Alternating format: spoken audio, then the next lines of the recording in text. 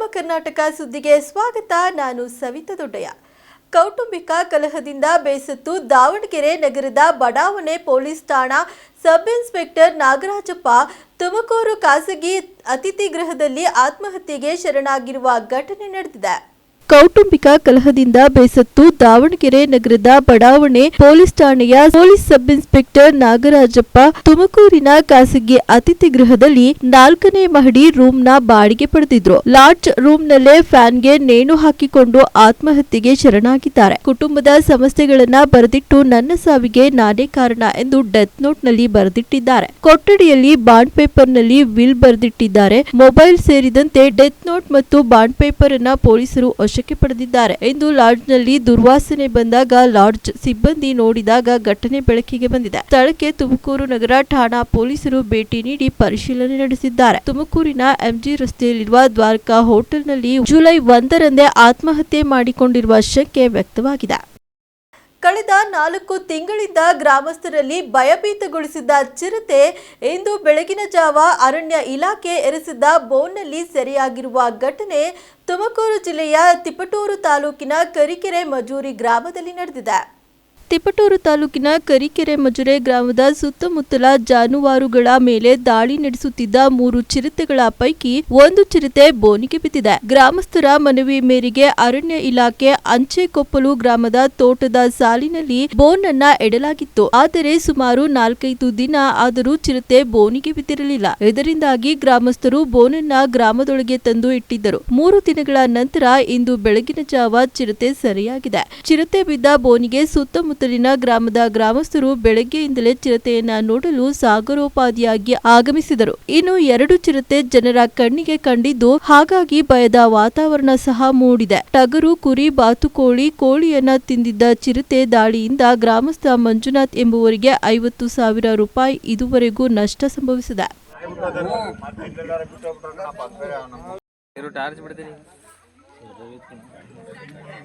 ಗುಬ್ಬಿ ಪಟ್ಟಣದ ರಸ್ತೆಗಳಲ್ಲಿ ಸಂಚಾರ ವ್ಯವಸ್ಥೆಗೆ ಸಂಬಂಧಿಸಿದಂತೆ ಪಟ್ಟಣ ಪಂಚಾಯತ್ ಕಚೇರಿಯಲ್ಲಿ ಸಾರ್ವಜನಿಕರ ಸಲಹಾ ಸಭೆಯನ್ನ ಪಟ್ಟಣ ಪಂಚಾಯತ್ ಅಧ್ಯಕ್ಷೆ ಆಯಿಷಾ ತಾಸೀಂ ಅವರ ನೇತೃತ್ವದಲ್ಲಿ ನಡೆಸಲಾಯಿತು. ಗುಬ್ಬಿ ಪಟ್ಟಣದ ಪ್ರಮುಖ ರಸ್ತೆಯಲ್ಲಿ ಸುಗಮ ಸಂಚಾರ ವ್ಯವಸ್ಥೆಗೆ ಸಂಬಂಧಿಸಿದಂತೆ ಪಟ್ಟಣ ಪಂಚಾಯತ್ ಕಚೇರಿಯಲ್ಲಿ ಸಭೆ ನಡೆಸಿ ಅತ್ಯಮೂಲ್ಯ ಸಲಹೆಗಳನ್ನು ನೀಡಿ ಒತ್ತುವರಿ ತೆರವು, ಏಕಮುಖ ಸಂಚಾರ, ಫುಟ್ಪಾತ್, ಅಂಗಡಿ ತೆರವು ಹೀಗೆ ಅನೇಕ ವಿಚಾರ ಪ್ರಸ್ತಾಪಿಸಿ ಮಾತನಾಡಿದ ಪಟ್ಟಣ ಪಂಚಾಯಿತಿ ಅಧ್ಯಕ್ಷೆ ಆಯಿಷಾ ತಾಸೀನ್ ಅವರು ಪಟ್ಟಣದ ಎಂಜಿ ರಸ್ತೆ ಹಾಗೂ ಹೆದ್ದಾರಿ ರಸ್ತೆಯಲ್ಲಿ ಫುಟ್ಪಾತ್ ಒತ್ತುವರಿ ಬಗ್ಗೆ ಗಂಭೀರ ಚರ್ಚೆ ನಡೆಸಿ ವಾರಕ್ಕೊಮ್ಮೆ ನಡೆಯುವ ಸಂತೆ ದಿನ ಎಪಿಎಂಸಿ ರಸ್ತೆಯನ್ನ ಏಕಮುಖ ಸಂಚಾರ ವ್ಯವಸ್ಥೆಗೆ ಒತ್ತಾಯ ಮಾಡಿದ್ರು. ಸಂತೆ ದಿನ ಸೇರಿದಂತೆ ಎಲ್ಲಾ ದಿನಗಳಲ್ಲಿ ರಸ್ತೆ ಬದಿ ತರಕಾರಿ, ಹಣ್ಣು, ಹೂವು ಮಾರಾಟಗಾರರು ರಸ್ತೆಯನ್ನ ಆಕ್ರಮಿಸುತ್ತಿದ್ದಾರೆ. ಈ ಬಗ್ಗೆ ಪ್ರಶ್ನಿಸುವ ಕೆಲಸ ಮಾಡಲಾಗುತ್ತಿಲ್ಲ. ಹೊಟ್ಟೆಪಾಡಿನ ಬದುಕು ಬೀದಿ ಬದಿ ವ್ಯಾಪಾರಕ್ಕೆ ಅಡ್ಡಿ ಮಾಡಲು ಮನಸ್ಸಿಲ್ಲದೆ ಈಗ ಸಂಚಾರಕ್ಕೆ ಕೂತು ತಂದಿದೆ ಎಂದರು. ಪಟ್ಟಣ ಪಂಚಾಯಿತಿ ಸದಸ್ಯ ಜಿಎನ್ ಅಣ್ಣಪ್ಪ ಸ್ವಾಮಿ ಮಾತನಾಡಿ, ಸಂಸದ ವಿ ಸೋಮಣ್ಣ ಅವರು ಪಟ್ಟಣದಲ್ಲಿ ಹಾದು ಹೋಗುವ ಹೆದ್ದಾರಿಗೆ 27 ಕೋಟಿ ರೂಪಾಯಿ ಸಿಸಿ ರಸ್ತೆಗೆ ಅವಕಾಶ ಮಾಡಿದ್ದಾರೆ. ಸಾರ್ವಜನಿಕರ ಅಭಿಪ್ರಾಯದಂತೆ ಹೆದ್ದಾರಿಯ 2 ಬದಿ ಚರಂಡಿ ವ್ಯವಸ್ಥೆಗೆ ಬೇಡಿಕೆ ಬಂದ ಹಿನ್ನೆಲೆ ಶಾಸಕ ಎಸ್ಆರ್ ಶ್ರೀನಿವಾಸ್ ಅವರ ಮೂಲಕ ಹೆಚ್ಚುವರಿ 7 ಕೋಟಿ ಮಂಜೂರಾತಿಗೆ ಸಂಸದರ ಜೊತೆ ಚರ್ಚಿಸಿ ಬಿಡುಗಡೆಗೆ ವ್ಯವಸ್ಥೆ ಮಾಡಿದ್ದಾರೆ. ಈ ಹಿನ್ನೆಲೆ ಹೆದ್ದಾರಿ ಫುಟ್ಪಾತ್ ವ್ಯವಸ್ಥೆ ಸರಿ ಹೋಗಲಿದೆ ಎಂದರು. ಸಭೆಯಲ್ಲಿ ತಹಶೀಲ್ದಾರ್ ಬಿ ಆರತಿ, ಪಟ್ಟಣ ಪಂಚಾಯಿತಿ ಅಧ್ಯಕ್ಷ ಆಯಿಷಾ ತಾಸೀನ್, ಉಪಾಧ್ಯಕ್ಷೆ ಶ್ವೇತಾ, ಸದಸ್ಯರಾದ ಮೊಹಮ್ಮದ್ ಸಾದಿಕ್, ಜೆಸಿ ಕೃಷ್ಣಮೂರ್ತಿ, ಸಿದ್ದರಾಮಯ್ಯ, ಮುಖಂಡರಾದ ಕೃಷ್ಣಪ್ಪ, ನರೇಂದ್ರ ಇತರರು ಉಪಸ್ಥಿತರಿದ್ದರು. ಪಟ್ಟಣದಲ್ಲಿ ಅಂದ್ರೆ ನಮಗೆ ಪಟ್ಟಣದಲ್ಲಿ ಮುಖ್ಯವಾಗಿ ನಮಗೆ ಇರೋದು 2 ರಸ್ತೆ, ಒಂದು BH ರಸ್ತೆ, ಒಂದು MG ರೋಡ್. ಇವೆರಡೂ ರಸ್ತೆಯಲ್ಲಿ ಸಂಚಾರ ಜಾಸ್ತಿ ದಟ್ಟಣೆ ಆಗ್ತಿದೆ, ಅಂದ್ರೆ ಫ್ಲೋಟಿಂಗ್ ಜಾಸ್ತಿ ಆಗ್ತಿದೆ. ಪಟ್ಟಣದಲ್ಲಿ ಸುತ್ತಮುತ್ತ ಹಳ್ಳಿಗಳು ಜಾಸ್ತಿ ಇರೋದ್ರಿಂದ ಎಲ್ಲರೂ ಇಲ್ಲೇ ಮೇನ್ ಮುಖ್ಯ ನಗರಕ್ಕೆ ಆಗಮಿಸಿ ವ್ಯಾಪಾರ ವಹಿವಾಟುಗಳನ್ನೆಲ್ಲ ಮಾಡ್ಕೊತಿದ್ದಾರೆ. ಆ ಇದರಲ್ಲಿ ಏನಾಗ್ತಿದೆ, ನಮಗೆ 2 ವೀಲರು ಮತ್ತು 4 ವೀಲರು ಮತ್ತು ಶಾಲಾ ಮಕ್ಕಳು ಇವೆಲ್ಲ ಓಡಾಡ್ತಾ ಇರೋದ್ರಿಂದ ಆ ರಸ್ತೆಗಳಲ್ಲಿ ಸಂಚಾರ ವ್ಯವಸ್ಥಿತವಾಗಿ ನಿರ್ವಹಣೆ ಮಾಡೋದಕ್ಕೆ ಯಾವ ರೀತಿ ಒಂದು ವ್ಯವಸ್ಥೆ ಮಾಡ್ಕೊಳ್ಳೋಣ ಅಂತೇಳಿ ಒಂದು ಪ್ಲಾನ್ ಮಾಡಬೇಕು ಅಂತೇಳಿ ಇವತ್ತು ತಮ್ಮ ಎಲ್ಲರ ಸಲಹೆ ಸೂಚನೆಗಳನ್ನ ಕೇಳೋಣ ಈ ಸಭೆಯನ್ನು ಆಯೋಜಿಸಿದ್ದೀವಿ. ಎಲ್ಲರೂ ತಮ್ಮ ಇದರಲ್ಲಿ ಅಂದರೆ ಕಾನೂನು ವ್ಯಾಪ್ತಿ ಒಳಪಡೋದು ಮತ್ತು ಜೊತೆಗೆ ಹೇಗೆ ಏನು ಮಾಡ್ಬೋದು ಅಂತೇಳಿ ಒಂದು ಸಲಹೆ ಸೂಚನೆ ಕೊಡೋಣ ಅಂತ ಎಲ್ಲರೂ ಕೇಳ್ಕೊಳ್ತಿದ್ದೀನಿ. ತಮ್ಮ ಸಲಹೆ ಸೂಚನೆ ಕೊಟ್ಟಿದ್ದೇನೆ. ನಿಮ್ ಗಮನಕ್ಕೆ, ಯಾಕಂದ್ರೆ ನಿಮ್ ಸರಿ ಕರೆಯಕ್ಕೆ ನಾವು ಏನಿದ್ರು ನಮಗೆ ಅರ್ಜಿನೂ ನಿಮ್ಮ ಕಡೆಯಿಂದ ಸಂಘ ಸಂಸ್ಥೆಗಳಿಂದ ಬಂದಿತ್ತು. ಈಗ ಬಂದಿದ್ದ ಮೇಲೆ ನಿಮ್ಮ ಸಂಘ ಸಂಸ್ಥೆಗಳಿಗೆ ನಾವು ಬೆಲೆ ಕೊಟ್ಟು ಒಂದು ಮೀಟಿಂಗ್ ಕರಿಬೇಕು ಅಂತಾನೆ ಉದ್ದೇಶಪೂರ್ವಕವಾಗಿ ಮೀಟಿಂಗ್ ಕರೆದು ಸಾಹೇಬ್ ಪೊಲೀಸ್ ಡಿಪಾರ್ಟ್ಮೆಂಟ್ಗೂ ತಿಳಿಸಿದ್ದು, ನಿಮಗೂ ತಿಳಿಸಿದ್ದು, ನಿಮ್ಗೆಲ್ಲರಿಗೂ ಇಂಟಿಮೇಷನ್ ಮಾಡಿದ್ದು. ಈಗ ನಾವು ಈ ರಸ್ತೆ ಸಾರಿಗೆ ಏನೈತೆ ಸಾರ್ವಜನಿಕರಿಗೆ ಅನುಕೂಲ ಮಾಡಬೇಕು ಅಂತಾನೆ ನಾವು ಕರೆದಿರೋದು. ನಾವು ಮಾಡ್ತೀವಿ. ಯಾಕಂದ್ರೆ ಯಾವ ಮಟ್ಟಕ್ಕೆ ಮಾಡಬೇಕು ಅಂತ ಎಲ್ಲ ಡಿಸಿಷನ್ ತಗೊಂಡು ಅವ್ರಿಗೂ ತೊಂದರೆ, ಅಪಾರದವ್ರಿಗೂ ತೊಂದರೆ ಆಗಬಾರ್ದು, ಸಾರ್ವಜನಿಕರಿಗೆ ಮಕ್ಕಳಿಗೆ ಕಾಲೇಜ್ಗಳಿಗೂ ತೊಂದರೆ ಆಗಬಾರ್ದು, ಆ ಥರ ನಾವು ವ್ಯವಸ್ಥೆ ಮಾಡ್ಕೊಳ್ತೀವಿ. ಮತ್ತೆ MG ರೋಡ್ ಹಿಂದೆ ನಾವು ಏನು ಒಂದ್ ಸೈಡ್ ಪಾರ್ಕಿಂಗ್ ಮಾಡ್ತಿದ್ವಿ, ಅದು ನಾವು ಸಾಹೇಬ್ರಿಗೆ ಕರೆದಿದ್ದೀವಿ. ಅದು ಅವ್ರಿಗೂ ಗಮನಕ್ಕೆ ತರ್ತೀವಿ. ಮುಂದಕ್ಕೆ ಅವ್ರ ಸಾಥ್ ತಗೊಂಡೆ ನಾವು ಈ ಪಾರ್ಕಿಂಗ್ ವಿಚಾರದಲ್ಲಿ ಅವ್ರ ಸಾಥ್ ತಗೊಂಡು ನಾವು ಮಾಡ್ಬೇಕಾಗತ್ತೆ. ಅದು ನಮ್ಮ ಲಿಮಿಟ್ ಅಲ್ಲಿ ಮಾಡ್ತೀವಿ. ಮಾಡ್ಬೇಕಂತ ನಿಮ್ ಗಮನಕ್ಕೆ ತಂದಿದ್ದೀವಿ. ನೀವು ಹೇಳ್ದಂಗೆ ನಮ್ಮ ಶಾಸಕರು ಹೇಳಿದ್ರು 75% ಏನೋ ನಾವು ಹೆಚ್ಚು ಕಮ್ಮಿ 100% ಆಗಿದ್ರು 75% ಮಾಡ್ಕೊಡ್ತೀವಿ ಅಂತ ಹೇಳ್ತಾ ನಾವೆಲ್ಲ ಸದಸ್ಯರು ನಿಮಗೆ ಒಂದು ಆಶ್ವಾಸನೆ ಕೊಡ್ತೀವಿ. ಅದ್ರ ಜೊತೆಗೆ ನಮ್ಮ ಸಾಹೇಬರು ನಮಗೆ ಸಹಕಾರ ಕೊಡ್ತೀವಿ ಅಂತ ಹೇಳಿದ್ದಾರೆ. ಮುಂಚೆ ನಾವೆಲ್ಲ ಸೇರ್ಕೊಂಡು ಸದಸ್ಯರೆಲ್ಲ ಸೇರ್ಕೊಂಡು ಸಾರ್ವಜನಿಕರಿಗೆ ಅನುಕೂಲ ಆಗಿದೆ. ನಮ್ಮ ಮನೆಗೆಲ್ಲ ನಿಮ್ಮ ಮನೆಗೆಲ್ಲ ಒಬ್ಬರಿಗೆ ಮಕ್ಕಳಿಗೆ ಎಲ್ಲರಿಗೂ ಅನುಕೂಲ ಆಗ್ಬೇಕಂತ ಒಂದು ಕಾರ್ಯಕ್ರಮ ಮಾಡ್ಕೊಂಡಿದ್ದೀವಿ. ಎಲ್ಲರಿಗೂ ಅನುಕೂಲ ಮಾಡ್ತೀವಿ ಒಂದು ಹಂತದಲ್ಲಿ. ನಮಗೆ ಅಪ್ಲಿಕೇಶನ್ ಕೊಟ್ಟಿದ್ದರು. ಅದರ ಪರವಾಗಿ ಒಂದು ಮೀಟಿಂಗ್ ಕರೆದಿದ್ದು ಎಲ್ಲ ಸಕ್ಸಸ್ಫುಲ್ ಆಗಿತ್ತು ಮೀಟಿಂಗು. ಅದರ ಪ್ರಕಾರ ಅವ್ರು ಏನು ಪ್ರಾಬ್ಲಮ್ಸ್ ಇದ್ರೂ ನಾವು ಮಾಡೋಕ್ಕೆ ಸಿದ್ಧವಾಗಿದ್ದೀವಿ. ಏನೇನು ಸಲಹೆ ಬಂದಿದ್ದಾರೆ? ಸಲಹೆ ಏನಿಲ್ಲ, ಸ್ವಲ್ಪ ಟ್ರಾಫಿಕ್ ಇದಾಗುತ್ತೆ, ಸಾರ್ವಜನಿಕರಿಗೆ ತೊಂದರೆ ಆಗ್ತಾಯಿದೆ, ಪಾರ್ಕಿಂಗ್ಗೆ ಅದಕ್ಕೆಲ್ಲ ಅವರನ್ನು ಇವರು ತಹಸೀಲ್ದಾರ್ ಅವರು, ಪೊಲೀಸ್ ಅವರು ಎಲ್ಲ ನಮಗೆ ಸಪೋರ್ಟ್ ಕೊಡ್ತೀವಿ ಅಂತ ಅವರು ಮಾತಾಡಿದ್ದಾರೆ. ಅದಕ್ಕೆ ಪೂರ್ವವಾಗಿ ನಾವು ನಮ್ಮ ಸದಸ್ಯರೆಲ್ಲ ಸೇರಿ ನಾವು ಮಾಡೋಣ ಅಂತ ಸಿದ್ಧ. ಎಷ್ಟು ದಿವಸದಲ್ಲಿ ಮಾಡ್ತೀವಿ ಅಂತ ಆಶಾ ಸಭೆಯಲ್ಲಿ? ಒಂದು ಟೈಮ್ ಆಗುತ್ತೆ, ಇಷ್ಟೇ ದಿನ ಅಂತ ಇಲ್ಲ, ತೂರ್ತವಾಗಿ ಮಾಡೋದು ನಾವು ಕ್ರಮ ತಗೊಳ್ತೀವಿ.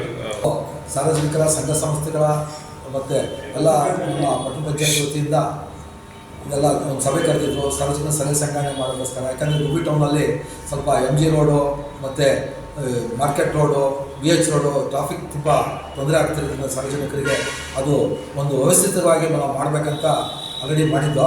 ಅದ್ರ ಜೊತೆಗೆ ನಮ್ಗೆ ಆಲ್ರೆಡಿ BH ರೋಡಿಗೆ ಕ್ರಮ ತಗೊಳ್ಳೋಕೆ ಹೋದಾಗ ನಮ್ಮ ಪಾರ್ಲಿಮೆಂಟ್ ಮೆಂಬರ್ ಕಡೆಯಿಂದ 28 ಕೋಟಿ ರೂಪಾಯಿ ನಮಗೆ CC ರೋಡ್ ಮಾಡೋಕ್ಕೆ ಆಗಿದ್ದಾರೆ.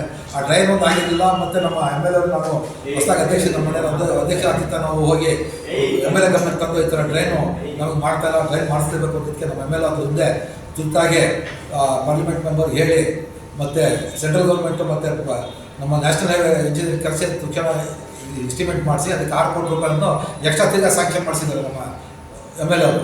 ಅದು 2 ಸೇರಿ 28 ಕೋಟಿ ರೂಪಾಯಿ ಆಲ್ರೆಡಿ ಸ್ಯಾಂಕ್ಷನ್ ಆಗಿಬಿಟ್ಟಿದೆ. ಅದು ನೆಕ್ಸ್ಟ್ ಮಂತಲ್ಲೇ ಮೋಸ್ಟ್ಲಿ ಕೆಲಸ ಪ್ರಾರಂಭ ಆಗುತ್ತೆ.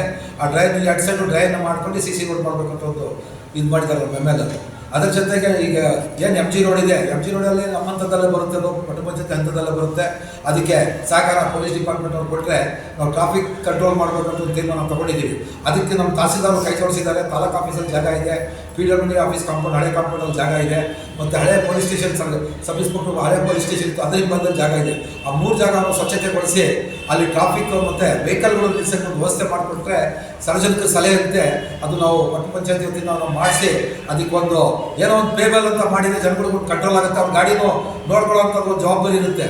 ಅದು ನಾವು ಅದಕ್ಕೆ ಏನೋ ಒಂದು ಟೆಂಡರ್ ವ್ಯವಸ್ಥೆ ಮಾಡಿ ಅವೆಲ್ಲ ಸ್ವಚ್ಛತೆಗೊಳಿಸಿ ಅದು ತುರ್ತಾಗೆ ನಾವು ಈಗ ನಮ್ಮ MLA ಊರಲ್ಲಿ ನಾವು ಬರೋಷ್ಟೊತ್ತಿಗೆ ನಾವೆಲ್ಲ ರೆಡಿ ಮಾಡ್ಕೊಡ್ತೀವಿ. ಅವ್ರು ಬಂದ ಮೇಲೆ ಜಾಗ ಉದ್ಘಾಟನೆ ಮಾಡಿಸ್ತೀವಿ ಅಂತ ಹೇಳ್ತೀನಿ ನಾನು. ಶಿರಾ ತಾಲೂಕಿನ ಕಳ್ಳಂಬೆಳ್ಳ ಹೋಬಳಿಯ ತರೂರು ಗ್ರಾಮದಲ್ಲಿರುವ ಸರ್ಕಾರಿ ಹಿರಿಯ ಪ್ರಾಥಮಿಕ ಪಾಠಶಾಲೆಯನ್ನ ಹೈಟೆಕ್ ಶಾಲೆಯಾಗಿ ನಿರ್ಮಿಸಲು ವಿಧಾನ ಪರಿಷತ್ ಶಾಸಕರಾದ ಚಿದಾನಂದ ಎಂ ಗೌಡ ಅವರು ಶಂಕುಸ್ಥಾಪನೆ ನೆರವೇರಿಸಿದರು. ಶಿರಾ ತಾಲೂಕಿನ ಕಳ್ಳಂಬೆಳ್ಳ ಹೋಬಳಿಯ ತರೂರು ಗ್ರಾಮದಲ್ಲಿ ಸರ್ಕಾರಿ ಮಾದರಿ ಹಿರಿಯ ಪ್ರಾಥಮಿಕ ಪಾಠಶಾಲೆಯನ್ನ ಮಾನ್ಯ ಜನಪ್ರಿಯ ವಿಧಾನಸಭಾ ಶಾಸಕರಾದ ಚಿದಾನಂದ ಎಂ ಗೌಡ ಅವರು ತಮ್ಮ ಸ್ಥಳೀಯ ಶಾಸಕರ ಪ್ರದೇಶಾಭಿವೃದ್ಧಿ ಅನುದಾನದಲ್ಲಿ ಸುಮಾರು 1 ಕೋಟಿ ರೂಪಾಯಿ ವೆಚ್ಚದಲ್ಲಿ ನೂತನ ಹೈಟೆಕ್ ಶಾಲಾ ಕೊಠಡಿಗಳ ಶಂಕುಸ್ಥಾಪನೆಯನ್ನ ಪರಮಪೂಜ್ಯ ಶ್ರೀ ಕಾರದ ವೀರಬಸವ ಮಹಾಸ್ವಾಮೀಜಿಗಳ ಸಾನ್ನಿಧ್ಯದಲ್ಲಿ ನೂತನ ಶಾಲಾ ಕೊಠಡಿಗಳ ನಿರ್ಮಾಣಕ್ಕೆ ಗುದ್ದಲಿ ಪೂಜೆ ನೆರವೇರಿಸಿದರು. ಈ ಸಂದರ್ಭದಲ್ಲಿ ತುಮಕೂರು ಹಾಲು ಒಕ್ಕೂಟದ ನಿರ್ದೇಶಕರಾದ ಎಸ್ಆರ್ ಗೌಡ, ಜಿಲ್ಲಾ ಪಂಚಾಯತ್ ಮಾಜಿ ಉಪಾಧ್ಯಕ್ಷರಾದ ಮುದಿಮೂಡು ರಂಗಸಾಮಣ್ಣ, ಶಾಲಾ ಶಿಕ್ಷಕರು, ಪೋಷಕರು ಸೇರಿದಂತೆ ಸುತ್ತಲ ಊರಿನ ಗ್ರಾಮಸ್ಥರು, ಮುಖಂಡರು, ಕಾರ್ಯಕರ್ತರು ಸೇರಿದಂತೆ ಅನೇಕ ಪ್ರಮುಖರು ಉಪಸ್ಥಿತರಿದ್ದರು. सहस्रशेष पुरुषः सहस्राक्ष सहस्रपां सभोमिं विश्वतो अत्यदिष्ट दशाङ्गुलं पुरुष एवेदं सर्वं यद्भूतं तस्य भव्यं अमृतं दविहे ಓಂ. ಎಲ್ಲ ಕಡೆ ಇದಕ್ಕೆಲ್ಲ ಒಂದು ನಾಂದಿ ಆಡ್ಬೇಕು ಅಂದ್ರೆ ಪ್ರಾಮಾಣಿಕವಾಗಿ ನಮ್ಮ ಮಕ್ಕಳಿಗೆ ಒಂದು ಖಾಸಗಿ ಶಾಲೆಗಿಂತ ಒಳ್ಳೆ ಗುಣಮಟ್ಟ. ನಾನು ಅದನ್ನೇ ಮಾಡಿದ್ದು. ಪ್ರೆಸಿಡೆನ್ಸಿ ಶಾಲೆ ನನ್ನದಲ್ಲ. ನನ್ನ ಶಾಲೆ ಯಾವುದು? ಸಿರಾ ತಾಲೂಕಿನ ಶ್ರೀಮಂತರದು ಪ್ರೆಸಿಡೆನ್ಸಿ ಶಾಲೆ. ನನ್ನ ಶಾಲೆ ಯಾವುದು? ನನ್ನ ಶಾಲೆ ಸರ್ಕಾರಿ ಶಾಲೆ. ನಾನು ಯಾಕೆ ಸರ್ಕಾರಿ ಶಾಲೆ ಒಂದಲ್ಲ ಎರಡಲ್ಲ, ಮೊದಲನೇದಾಗಿ 5 ಕೋಟಿ ರೂಪಾಯಿ ವೆಚ್ಚದಲ್ಲಿ ಶಿರಾ ನಗರದಲ್ಲಿ, ಆ ಶಿರಾ ತಾಲೂಕಿನಲ್ಲಿ ಹುಟ್ಟಿದಂತ ದೊಡ್ಡ ದೊಡ್ಡ ರಾಜಕಾರಣಿಗಳು ಓದಂತ ಮಹಾರಾಜರ ಕಾಲದಲ್ಲಿ ಸ್ಥಾಪನೆ ಆದಂತ ಶಾಲೆ ಬಿದ್ದೋಗ್ತಾ ಇತ್ತು. ಅಲ್ಲಿ 5 ಕೋಟಿ ರೂಪಾಯಿ ವೆಚ್ಚದಲ್ಲಿ ಒಂದು ದೊಡ್ಡ ಶಾಲೆ ಕಟ್ಟುವಂತದ್ದಾಯ್ತು. ಹೆಣ್ಣು ಮಕ್ಕಳ ಶಾಲೆಗೆ ಕಾಂಪೌಂಡ್ ಇಲ್ಲದೆ ಗೂಳಿಗಳೆಲ್ಲ ಒಳಗಡೆ ನುಗ್ತಾ ಇದ್ವು. ಪುಂಡ ಪೋಖ್ರಿಗಳೆಲ್ಲ ಎಣ್ಣೆ ಹಾಕೊಂಡು ಕುತ್ಕೊಂಡ್ಬರೋದ್ರಲ್ಲಿ. ಅದನ್ನ ತಪ್ಪಿಸಿ ಒಂದು ಕೋಟೆ ಅಂತ ಕಾಂಪೌಂಡ್ ಕಟ್ಟಿ ಅದನ್ನು ಉಳಿಸಿದ್ದಾಯ್ತು. ಅದಾದ ನಂತರ ನಾನು ಓದಿದ ಶಾಲೆ ಬರಗೂರಿನಲ್ಲಿ ಒಂದು ಒಳ್ಳೆ ಕಟ್ಟಡ ಕಟ್ಟಿಸಿದೆ. ಇವತ್ತೊಂದು 300 ಜನ ಮಕ್ಕಳು ಕಲಿತಿದ್ದಾರೆ. ಗೋಪಿಕುಂಟೆ ನಾನು ಬೆಳೆದ ಊರು, ಆ ಊರಿನಲ್ಲಿ ಒಂದು ಶಾಲೆ ಕಟ್ಟಿಸಿದೆ. ಇದು ಶಂಕುಸ್ಥಾಪನೆ ಆಗ್ತಾ ಇರೋದು 5ನೇ ಶಾಲೆ. ಇದು 5ನೇ ಶಾಲೆ. ಖಂಡಿತವಾಗ್ಲೂ ಕೂಡ ನಿಮ್ಮ ನಿರೀಕ್ಷೆ ಏನಿದೆ ಅದರ ಪ್ರಕಾರ ಒಂದು ಒಳ್ಳೆ ಹೈಟೆಕ್ ಕಟ್ಟಡ. ಹೈಟೆಕ್ ಕಟ್ಟಡ ಯಾಕೆ ಬೇಕು ಅಂತ ನಾನು ಹೇಳಿದೆ ಮಕ್ಕಳಿಗೆ. ಹಾಗಾದ್ರೆ ನಾವೆಲ್ಲ ಪ್ರಶ್ನೆ ಮಾಡ್ಕೊಳ್ಳೋಣ, ಹೈಟೆಕ್ ಕಟ್ಟಡ ಯಾಕೆ ಬೇಕು? ವಿಶ್ವೇಶ್ವರಯ್ಯನವರು ಓದ್ಲಿಲ್ವಾ? ಗಾಂಧೀಜಿಯವರು ಇಲ್ಲಿ ಓದ್ಲಿಲ್ವಾ? ನಾವೆಲ್ಲ ಓದ್ಲಿಲ್ವಾ? ಖಂಡಿತ. ಹಾಗಾದ್ರೆ ನಾವು ದೇವಸ್ಥಾನಕ್ಕೆ ಯಾಕೆ ಹೋಗ್ಬೇಕಪ್ಪ ಪೂಜೆ ಮಾಡ್ಬೇಕೆ? ದೇವಸ್ಥಾನಕ್ಕೆ ಯಾಕೆ ಹೋಗ್ಬೇಕು? ದೇವರೆಲ್ಲ ಕಡೆ ಇದ್ದಾನಲ್ವಾ? ದೇವರು ಹೇಳೋ ಪ್ರಕಾರ ದೇವರೆಲ್ಲ ಕಡೆ ಇದ್ದಾನೆ. ನಾವಿಲ್ಲ ನಿಂತ್ಕೊಂಡು ಪೂಜೆ ಮಾಡ್ಬೋದಲ್ಲ. ದೇವಸ್ಥಾನಕ್ಕೆ ಯಾಕೆ ಹೋಗ್ತೀವಿ ಅಂದ್ರೆ ಆ ಜಾಗಕ್ಕೆ ಹೋದ್ರೆ ಆ ವಾತಾವರಣದಲ್ಲಿ ಭಕ್ತಿ ಭಾವ ಮೂಡುತ್ತೆ.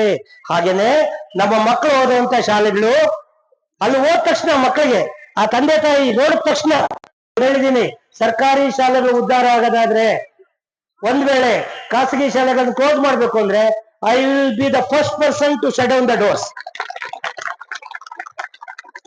ಹಾಗಾದ್ರೆ ಅದ್ಯಾಕೆ ಮಾಡಿದ್ರಿ? When there is nothing it is something. ಅಲ್ಲಿ ಏನೂ ಇಲ್ಲದಾಗ ಸಮಥಿಂಗ್ ಅಷ್ಟೇ. ಯಾಕೆಂದ್ರೆ ಒಂದು ಖಾಸಗಿ ಶಾಲೆ ಇತಿಮಿತಿಲಿ ಮಠಾಧೀಶರಿಗೆ ಬೇರೆ ಬೇರೆ ಭಕ್ತಾದಿಗಳು ದಾನ ಕೊಡ್ತಾರೆ. ಇವತ್ತು ಸಿದ್ಧಗಂಗಾ ಶ್ರೀಗಳು ನಡೆದಾಡುವ ದೇವರು ದೊಡ್ಡ ಮಟ್ಟಕ್ಕೆ ಉಚಿತ. ರಾಜ್ಯದ ಕರಾವಳಿ ಹಾಗೂ ದಕ್ಷಿಣ ಒಳನಾಡಿನಲ್ಲಿ ಹಲವು ಜಿಲ್ಲೆಗಳಲ್ಲಿ ಭಾರೀ ಮಳೆಯಾಗುವ ಸಾಧ್ಯತೆ ಹಿನ್ನೆಲೆಯಲ್ಲಿ ಯೆಲ್ಲೋ ಅಲರ್ಟ್ ಘೋಷಿಸಲಾಗಿದೆ. ತುಮಕೂರಿನಲ್ಲಿ ಸಾಧಾರಣ ಮಳೆಯಾಗುವ ಸಾಧ್ಯತೆ ಇದೆ ಎಂದು ಹವಾಮಾನ ಇಲಾಖೆ ಮುನ್ಸೂಚನೆ ನೀಡಿದೆ. ದಕ್ಷಿಣ ಕನ್ನಡ, ಉತ್ತರ ಕನ್ನಡ, ಉಡುಪಿ, ಶಿವಮೊಗ್ಗ, ಚಿಕ್ಕಮಗಳೂರು ಹಾಗೂ ಕೊಡಗು ಜಿಲ್ಲೆಗಳಲ್ಲಿ ಹೆಚ್ಚಿನ ಮಳೆಯಾಗಲಿದೆ ಎಂದು ಹವಾಮಾನ ಇಲಾಖೆ ಮುನ್ಸೂಚನೆ ನೀಡಿದೆ. ಬೆಂಗಳೂರು ನಗರ, ಬೆಂಗಳೂರು ಗ್ರಾಮಾಂತರ, ಚಿಕ್ಕಬಳ್ಳಾಪುರ, ಕೋಲಾರ, ಮೈಸೂರು, ಮಂಡ್ಯ, ಹಾಸನ, ತುಮಕೂರು, ರಾಮನಗರ, ದಾವಣಗೆರೆ, ಚಿತ್ರದುರ್ಗ, ಹಾವೇರಿ, ಗದಗ, ಧಾರವಾಡ, ಬೀದರ್, ಬೆಳಗಾವಿ, ವಿಜಯನಗರ, ಚಾಮರಾಜನಗರ, ಯಾದಗಿರಿ, ವಿಜಯಪುರ, ರಾಯಚೂರು, ಕೊಪ್ಪಳ ಹಾಗೂ ಕಲಬುರಗಿಯಲ್ಲಿ ಸಾಧಾರಣ ಮಳೆಯಾಗುವ ಸಾಧ್ಯತೆ ಇದೆ ಎಂದು ಹವಾಮಾನ ಇಲಾಖೆ ಮುನ್ಸೂಚನೆ ನೀಡಿದೆ.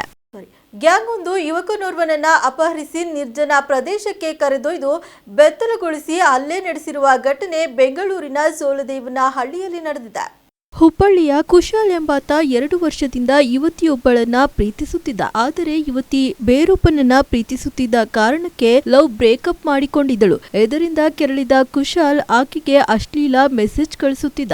ಈ ವಿಚಾರವನ್ನ ಯುವತಿ ತನ್ನ ಸ್ನೇಹಿತರಿಗೆ ತಿಳಿಸಿದಳು. ನಂತರ ಮಾತುಕತೆಗೆಂದು ಕುಶಾಲ್ನನ್ನ ಕರೆಸಿಕೊಂಡು ಗ್ಯಾಂಗ್ ಆತನನ್ನ ಕಿಡ್ನಾಪ್ ಮಾಡಿ ಬೆಂಗಳೂರಿನ ಆಲೂರಿನ ನಿರ್ಜನ ಪ್ರದೇಶಕ್ಕೆ ಕರೆದೊಯ್ದು ಬೆತ್ತಲೆಗೊಳಿಸಿ ಹಲ್ಲೆ ನಡೆಸಿದ್ದಷ್ಟೇ ಅಲ್ಲದೆ ಹಲ್ಲೆಯ ದೃಶ್ಯ ಮೊಬೈಲ್ನಲ್ಲಿ ಸೆರೆ ಹಿಡಿದು ಸಾಮಾಜಿಕ ಮಾಧ್ಯಮದಲ್ಲಿ ವೈರಲ್ ಮಾಡುವುದಾಗಿ ಬೆದರಿಕೆ ಹಾಕಿದ್ದಾರೆ ಎಂದು ಆರೋಪಿಸಲಾಗಿದೆ. ಕುಶಾಲ್ ಅಪಹರಣ ಸಂಬಂಧ ಪೋಷಕರು ಸೋಲದೇವನಹಳ್ಳಿ ಪೊಲೀಸ್ ಠಾಣೆಯಲ್ಲಿ ಕಿಡ್ನಾಪ್ ಪ್ರಕರಣ ದಾಖಲು ಮಾಡಿದ್ದಾರೆ. ಸೋಲದೇವನಹಳ್ಳಿ ಪೊಲೀಸ್ ಠಾಣೆಯಲ್ಲಿ ಪ್ರಕರಣ ದಾಖಲಾಗಿದ್ದು ಹೇಮಂತ್, ಯಶವಂತ್, ಶಿವಶಂಕರ್, ಶಶಾಂಕ್ ಗೌಡ ಸೇರಿದಂತೆ 8 ಮಂದಿಯನ್ನ ಬಂಧಿಸಲಾಗಿದೆ ಎಂದು ಪೊಲೀಸರು ತಿಳಿಸಿದ್ದಾರೆ. ಯುವಕನಿಗೆ ತಿಳಿಸಿದ ವಿಡಿಯೋಗಳು ಸೋಷಿಯಲ್ ಮೀಡಿಯಾದಲ್ಲಿ ವೈರಲ್ ಆಗಿದೆ.